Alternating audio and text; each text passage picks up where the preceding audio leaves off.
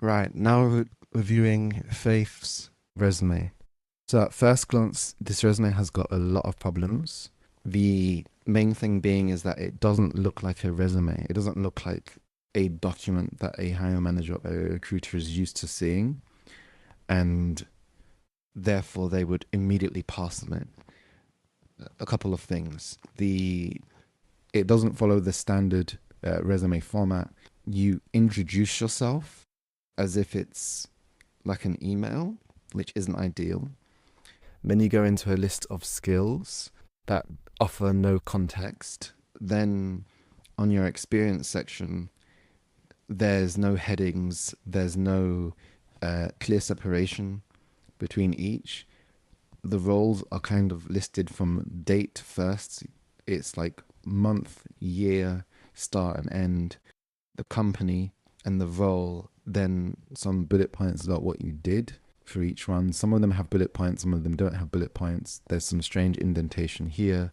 So it's very difficult to see actually what you would offer to an organization. And just to give some clarity, this isn't just exclusive to this person, but for everybody else who may be watching this, is that your resume is ultimately a marketing document and it's your opportunity to put your best foot forward. And so if you apply for a role, especially a remote position where you are competing with thousands of applicants from 180 plus countries, you have to make sure that you're not doing basic things that's going to shoot. That essentially means that you're shooting yourself in the foot. Now, this could be an incredibly qualified candidate for the types of roles that they're going for.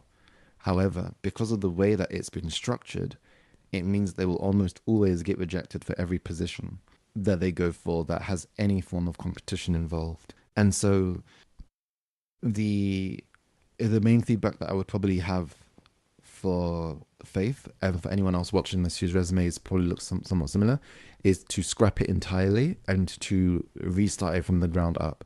Watch some of our other resume review videos that we've done and take a look at the way that others have structured their resume, especially those that have scored at least a 6 or higher when we have done reviews for them. It will give you a really good baseline as to how you need to structure yours.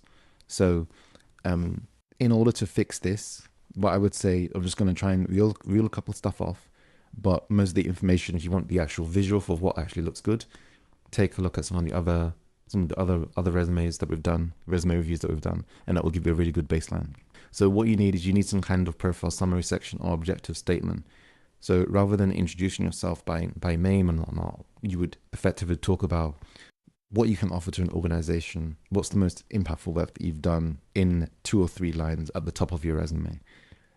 At the very top of your resume, you would have your name and the ideal role that you're looking to get into, and the personal details, which should only include things such as your email address and a direct hyperlink to your LinkedIn profile. Your skills section, in my personal opinion, goes below your experience. If you want to have your skills higher up, it would be advantageous to have this appear horizontally rather than a vertical list, because you're not making good use of the space here. And then also ensure that you have some type of metric or proof that backs up the fact that you have all these skills. Ideally, your experience section should cover that, but this is another opportunity for you to do so. In the experience section, in fact, for all the sections, make sure that they're bolded and it's clear that the experience section starts here. So experience, education, skills, they should all be separate sections, underlined, so it's clear where it starts and it's easy to read and to pass. The way that you've structured the roles themselves also need improvement.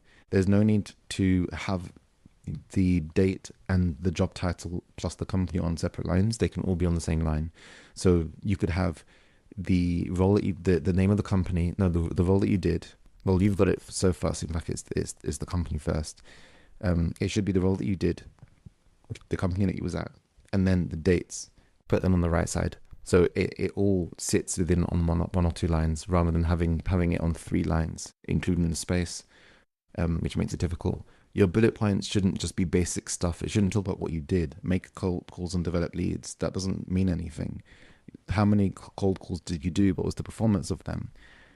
And develop leads, that doesn't make sense either, even from someone who does work in an outbound outbound sales or email role, then you need to include metrics. You need to make sure that you actually write it in full sentences to give clarity as to how you can help an organization. Because if an organization reads it and they think, okay, well, I don't really know how this person can help me, it's your job to make sure that happens. There's also strange indentation, as I mentioned.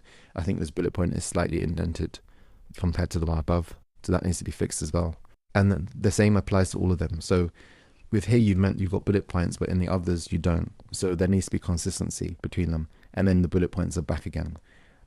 So with strange indentation as well. So it needs to all be reworked in all of the experience sections.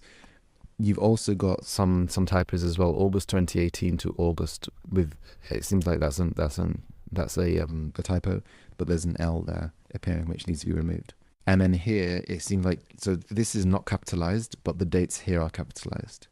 So there is no consistency across the board. Here is capitalized, here is not capitalized. So there needs to be consistency across the board in order for it to look legible and easy to understand. And the same goes for your licenses and whatnot. So that should be this should be a separate section, certifications, and then you list the 4 that you have and the date at which you got them as well. I think if you fix all of those issues, you will be able to, at the very least, bring this up to a 5 out of 10 standard. So some people say that my reviews are a little bit harsh in terms of the numbers and scoring that I provide, but this kind of falls in line with how recruiters and hiring managers are judging resumes every day. If I score your resume 5 out of 10, then that's me basically saying that your resume is of equal standing to every other candidate out there. So that means that you are not necessarily doing things that makes your resume terrible, but you're also not really doing anything that makes your resume good. So that just puts you in on the same standing with everybody else. If you're below that 5 out of 10, then it's because your resume has some glaring issues that need to be fixed. So this is an example of that. Also, go back and look at some of the past resume reviews that we've done, and we have scored people 4 or 3 as well, which would look similar to these. In fact, some of them would actually be, one could consider those to actually be slightly higher on the design and formatting side, but then they also miss out on some other things that you got right in this case. But yeah, there is a lot of work to be done here. I think if you build all these back up, if you make those changes, then this should get to at least a 5 on that front. And what I'll do is I'll probably send you an example of some of the really strong resumes so that you can take a look at them and look at how you need to structure and improve yours so that you can actually get ahead. So there's that. That's all I have for now. Let me know if you've got any questions and I'll be happy to help. Thanks. Bye.